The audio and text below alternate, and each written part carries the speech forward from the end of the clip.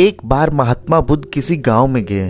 वहां एक स्त्री ने उनसे पूछा कि आप तो एक राजकुमार की तरह दिखते हैं, फिर आपने गेरुआ वस्त्र धारण क्यों किया है? बुद्ध ने कहा, मैं 3 प्रश्नों का हल ढूंढने के लिए ही संन्यास लिया हूँ।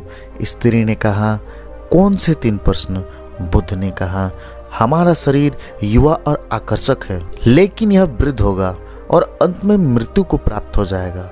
मुझे वृद्धावस्था, बीमारी और मृत्यु के कारण का ज्ञान प्राप्त करना है। बुद्ध की बात सुनकर स्त्री बहुत ही प्रभावित हुई और उसने बुद्ध को अपने घर भोजन के लिए आमंत्रित किया। जैसे ही ये बात गांव वालों को पता चला, सभी ने कहा, बुद्ध आप उस स्त्री के यहाँ ना जाएं, क्योंकि वह स्त्री बहुत ही चरित्रहीन है।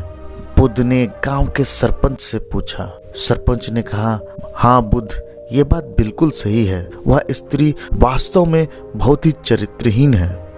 तब बुद्ध ने सरपंच का एक हाथ पकड़ा और कहा, अब आप एक हाथ से ताली बजाकर दिखाओ।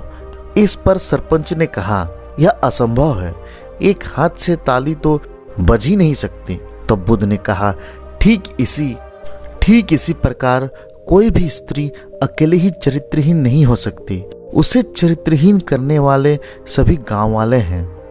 यदि इस गांव के पुरुष चरित्रहीन नहीं होते तो वह स्त्री भी चरित्रहीन नहीं होती। बुद्ध की बातें सुनकर लोग शर्मिंदा हो गए और वहां से चले गए। तो दोस्तों, इस कहानी से हमें सीखना चाहिए कि आज के समय में भी लोग स्त्रियों को ही चरित्रहीन कहते हैं, पुरुषों को नहीं, जबकि दोनों ही इसका बराबर का भागीदार है।